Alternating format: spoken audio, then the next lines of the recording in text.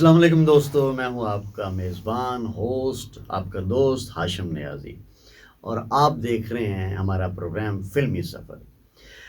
دوستو، پچھلے ایپیسوڈ میں نے ایک سوال کیا تھا بہت بڑے ہمارے لیجنڈری ایکٹر محمد علی کے حوالے سے کہ کس طرح وہ ایٹ دی اینڈ اپنی زندگی کی آخری ایام میں تنہائی کا شکار ہوئے، جس پر ساجد یزدانی صاحب نے بہت خوبصورت انداز سے ان کو بیان کیا، اس واقعے کو بھی بیان کیا۔ دوستو، آج پھر ہم ایک ایسی شخصیت کے حوالے سے گفتگو کرنے والے ہیں جن کا نام بر صغیر میں بہت مشہور تھا۔ ان کا اپنا ایک خاص مخصوص سٹائل تھا، اور سٹائل کی وجہ سے وہ بہت زیادہ پاپولر تھے، اور قدرت نے انہیں بے پناہ صلاحیتوں سے نوازا تھا۔ دوستو، کچھ صلاحیتیں قدرتی ہوتی ہیں اور کچھ کو کام کے ذریعے سے پالش کیا جاتا ہے، اور کچھ ٹیکنیشین ایسے مل جاتے ہیں، خاص کر ڈائریکٹرز کو، کہانی کے رائٹر ایسے مل جاتے ہیں کہ جو آپ کے کریکٹر کو اس اچھے انداز سے پریزنٹ کرتے ہیں، بناتے ہیں کہ پبلک جو دیکھنے والی ہے وہ ان کی دیوانی ہو جائے۔ ایک ایسا ہی ہمارا پاکستانی آرٹسٹ جس کی پبلک دیوانی ہوئی اس کے سٹائل کی وجہ سے، اس کے گانوں کے پکچرائز کی وجہ سے۔ گانوں کے پکچرائز کا میں نے نام لیا ہے تو ڈیفینیٹلی آپ نے پہچان لیا ہوگا کہ میں کس شخصیت کے حوالے سے بات کر رہا ہوں۔ دوستو، جی ہاں، میں وحید مراد صاحب کی بات کر رہا ہوں۔ وحید مراد جیسا جو عروج ہے وہ شاید ہی کسی پاکستانی ایکٹر، اسپیشلی میں ہیرو کی بات کرتا ہوں، ان جیسا ہیرو پاکستان کی تاریخ میں نہیں آیا، بلکہ میں یہ کہوں کہ بر صغیر میں بھی ایسا ہیرو نہیں آیا، اور شاید ہی نہ آئے۔ دوستو، ان کے حوالے سے میں بات کروں گا کہ آخری ایام میں وحید مراد صاحب کس تکلیف میں تھے۔ جیسے کہ میں نے کہا پروگرام میں کہ عروج و زوال کی یہ داستان ہے، تو ساجد صاحب سے میرا دوبارہ سوال ہوگا کہ ساجد صاحب، آخری ایام میں وحید مراد سے جو آپ کی ملاقاتیں رہی ہیں اس حوالے سے اپنے دوستوں کو اپنے واقعات شیئر کریں۔ جی جی، بہت شکریہ آصف صاحب۔ اچھا انتخاب کیا آپ نے، جو بھی کردار کا بھی اچھا انتخاب کیا اور موضوع کا بھی بڑا اچھا انتخاب ہے۔ میں سمجھتا ہوں کہ وحید مراد جتنا عروج جو ہے نا وہ کسی اور پاکستانی آرٹسٹ کو نصیب نہیں ہوا۔ اردو فلموں کے حوالے سے بات کریں، رومانٹک فلموں کے حوالے سے بات کریں، گھریلو فلموں کے حوالے سے بات کریں، خواتین میں مقبولیت کے اعتبار سے بات کریں، تو وحید مراد کو میں سمجھتا ہوں سب کانٹینینٹل میں انہیں ایک منفرد اہمیت حاصل تھی۔ آج بھی بہت سے لوگ ان کا اظہار بھی کرتے ہیں کہ وہ انہیں گانے پکچرائز کرنے کا انداز ہم نے وحید مراد سے سیکھا۔ تو وحید کا آپ نے جیسا کہ اپنے انٹرو میں ذکر کر دیا ہے کہ وہ کتنے بڑے فنکار تھے، لیجنڈ اداکار تھے۔ تو جیسا کہ میں پہلے عرض کر چکا ہوں کہ رجوع و زوال کی یہ داستان ہے، یہ سفر زندگی بھر ایسے ہی رہتا ہے، جب سے دنیا بنی ہے اس وقت سے شروع ہوا اور اختتام تک رہے گا۔ عروج و زوال کی یہ داستان ہے، اس میں وحید مراد بھی آتے ہیں۔ وحید مراد نے جتنا عروج دیکھا وہ کسی اور کے نصیب میں کم ہی لوگوں میں آتا ہے۔ ایک زمانے میں اسے القابات سے نوازا جاتا ہے، romantic hero, chocolatey hero, lady colour, پتہ نہیں کیا کیا اس کے ذات کے حوالے سے کہا جاتا، اور خواتین کے حوالے سے اور نوجوان خواتین لڑکیوں کے حوالے سے کہ بھی ان کا یہ پسندیدہ ترین اداکار ہے۔ اور ہیروئنوں میں بھی، فلمی ہیروئنس کی بات کریں تو سبھی ہیروئنوں نے ان کے ساتھ جوڑیاں بنانے کی کوشش کی، اور پھر یہ جوڑیاں آخر کار ٹوٹ بھی گئیں۔ یہ ہوتا ہے عروج زوال کی داستان۔ ایک وقت بنانے کا ہوتا ہے، ایک ختم کرنے کا وقت آ جاتا ہے۔ پھر یہ وقت ایسا آیا کہ جب وہ بے حد مصروف تھے، اپنے بام عروج پہ تھے، تو بہت سی فلمی اداکارائیں جو ہیروئنس تھی اس زمانے کی، انہوں نے ان کے ساتھ کام کرنے سے معذوری ظاہر کر دی اور انکار کر دیا، جس کے سبب فلم سازوں کو مشکلات کا سامنا کرنا پڑا، جیسے کہ اداکارہ نشو، شبنم، رانی اور اس قسم کی تمام اس دور کی خواتین۔ زیبا تو پہلے ہی شادی کے بعد ان سے طائب ہو چکی تھی کہ بھی میں ان کے ساتھ کام نہیں کروں گی۔ اس طرح تمام جتنی ہیروئنیں تھیں، ایک وقت ایسا ہے کہ انہیں مجبوراً پنجابی اداکارہ عالیہ کے ساتھ اور نغمہ کے ساتھ بھی کام کرنے پر مجبور ہو گئے، اور انہوں نے یہ کام کیے۔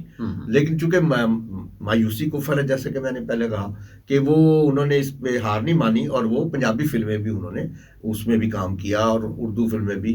پروڈیوسر خود تھے، اس لیے کوشش کرتے رہے، آخری دم تک کوشش کی، یہاں تک کہ آخری فلم بھی انہوں نے ہیرو کے نام سے بنائی۔ وہ اس لیے کہ جن دنوں وہ بیمار تھے، جن دنوں علیحدگی اس کا تنہائی کا شکار ہو چکے تھے، اس زمانے میں انہوں نے بڑی شدت سے محسوس کیا کہ انہیں نظر انداز کیا جا رہا ہے، انہیں ہیروشپ سے ہٹایا جا رہا ہے، اور انہیں ان کے خلاف سازشیں ہو رہی ہیں۔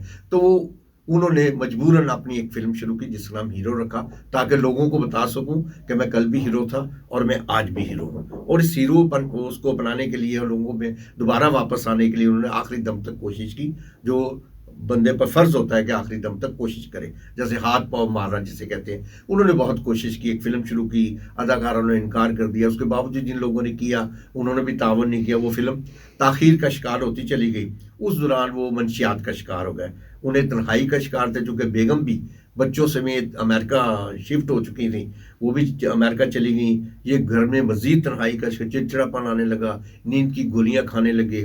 آخرکار یہ ہوا کہ ان کی زندگی جو ہے وہ پزل ہو کر رہ گئی اور وہ بے شمار وہ مشکلات کا شکار رہے. اس دوران ان کو ایک اسی نشے کی خماری میں یا نیند کی گولی کی وجہ سے انہیں نیند آ گئی اور گاڑی ان کی ایک درخت سے جا ٹکرائی جو نہر میں الٹ گئی ان کی. اور سرے راہی ایک پاکستان کا سپر سٹار ہیرو وہ وہاں زخمی پڑا تھا، کسی کو یہ بھی نہیں پتا تھا، لوگ اٹھا کر اس سے ہاسپٹل لے گئے. وہاں لوگ وہ اسپتال کے عملے کو بھی نہیں پتا تھا یہ وحید مراد ہے، چونکہ خون سے اس کا چہرہ آلودہ تھا اور زخموں کے نشان بہت زیادہ تھے، تو لوگوں کو یہ نہیں پتا چلا کہ یہ کسی نے پہچان کر بتایا کہ یہ وحید مراد ہے، تو انہوں نے توجہ دی، پھر اس کو ایمرجنسی میں اس کو ان کی مرہم پٹی کی گئی. تو یہ حالت ہوتی اینڈ پر جو بندہ مشکلات کا شکار ہوتا ہے. اور میری آخری ملاقات کا میں ذکر کروں گا، لازمی بات ہے، چونکہ میں ان کی عیادت کے لیے گیا کچھ دنوں کے بعد. میں نے اپنے ایک فوٹوگرافر تھے ہمارے شاہد، میں نے انہیں کہا چلو ذرا مل کر آئیں. شاہد گئے تو خود ہی دروازہ کھولنے کے لیے گیٹ پر آئے تو ویلکم کیا، آؤ اندر آ جاؤ. ہم جا کے بیٹھے، دیکھا میں نے زخموں کے نشان ماتھے پر بھی تھا، گال پہ بھی تھا، وہ سیاہ پڑ چکے تھے، نشانات چکے، وہ کافی دن گزر چکے تھے. میں نے حال احوال پوچھا کیا ہوا تھا، بتانے لگے کہ ایسے ایسے پتہ نہیں گاڑی ٹکرا گئی تو میرا یہ ہو گیا. بیٹھے رہے، گھر پہ کوئی نہیں تھا. اندر کمرے میں چلے گئے، تھوڑی دیر بعد چائے ٹرالی میں لے کر خود ہی بنا کر لے. میں نے کہا آپ خود لے آئے ملازم کو؟ یار ملازم چھٹیوں پہ چلا گیا، گاؤں چلا گیا، گھر پہ کوئی نہیں. میں کہا وائف؟ کہتے وائف امریکہ آج کل بچوں کے ساتھ شفٹ ہو چکی ہے. تو وہ تنہائی کا اس قدر شکار تھے گھر پہ. تو مجھے گھر کا ماحول دیکھ کر کتنی بڑی کوٹھی میں وہ اس قدر تنہا اور اس قدر وہ بیٹھے ہوئے تھے مایوس. تو میں نے پھر اس دوران ان کا مختصر انٹرویو بھی کیا. میں نے پوچھا کہ کیا حالات چل رہے ہیں، فلم کا کیا بنا آپ کی، اور آپ اپنی فلم کیوں نہیں کر لیتے، چونکہ آپ کہتے نہیں میں کر رہا ہوں اپنی فلم بھی. میں نے کہا نہیں، آپ ڈائریکشن شروع کر دیں اداکاری کی طرف سے، اگر نہیں کوئی لے رہا تو آپ ایک نئے روپ سے سامنے آپ ڈائریکٹر بنے. آپ کا خاندانی کام ہے فلم پروڈکشن، آپ کے والد نثار مراد بڑے اچھے پروڈیوسر ڈسٹریبیوٹر تھے، آپ پروڈکشن کام اور شروع کر دیں کام. آپ مایوس رہو، آپ نکلے باہر. وہ کہنے لگے نہیں میں مایوس نہیں، میں کوشش کر رہا ہوں. لیکن وہ ٹوٹے ہوئے دلوں سے بات کر رہے تھے، دل سے، اور سمجھ آ رہی تھی وہ بڑے مایوس ہیں اپنے دوستوں سے جو اچھے وقتوں میں ان کے ساتھ تھے، جیسے پرویز ملک ڈائریکٹر ہیں، مسرور انور ہیں، اور وہ لوگ جو ان کے پرانے ساتھی تھے، اقبال یوسف ہیں. وہ بتا رہے تھے کہ جن لوگوں کی اقبال اختر ہیں، ان لوگوں کو میں لے کر آیا ڈائریکشن میں، یہ میری مدد سے ڈائریکٹر بنے. جس زمانے میں اپنے عروج پہ تھا تو یہ مختلف شعبوں سے تھے، تو میں نے ان کو ڈائریکٹر بنانے میں مدد کی، اپنی فلمیں دیں. لیکن آج مجھ پر وقت ایسا آیا کہ کوئی فلم میں نہیں لے رہا، تو خاص طور پہ ان لوگوں کو توجہ دینی چاہیے تھی. لیکن میرے دوست بھی مجھے چھوڑ گئے. آپ اندازہ لگا رہے ہیں کہ وہ کس قدر مایوسی کا شکار ہوں گے کہ ان کے دوست ساتھی وہ بھی چھوڑ کے چلے گئے. پھر کچھ دنوں کے بعد وہ کراچی منتقل ہو گئے، جہاں ان کی منہ بولی بہن تھیں، انیتا ایوب کی والدہ تھیں. تو ان کے گھر ٹھہرے ہوئے تھے، تو رات میں وہ مردہ حالت میں صبح کے وقت ملے. آپ اندازہ کریں کہ لاوارسی میں، یعنی بے وطنی میں، اور وہاں پر جہاں پر ان کی کوئی عزیز نہیں بلکہ منہ بولی بہن کے گھر ٹھہرے ہوئے تھے.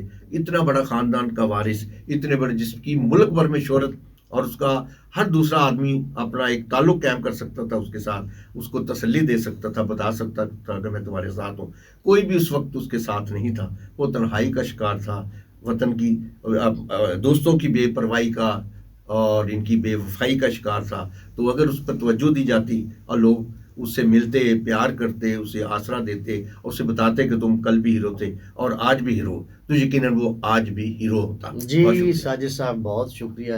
دوستو کس طرح اچھے انداز سے ساجد یزدانی صاحب نے وحید مراد کی گفتگو ان کے متعلق بتایا. دوستو اگر آپ یہ بات سمجھ جائیں کہ عروج و زوال قدرت کا ایک حصہ ہے، اس میں عروج بھی آتا ہے، زوال بھی آتا ہے، تو جب زوال آئے تو پریشان نہیں ہونا.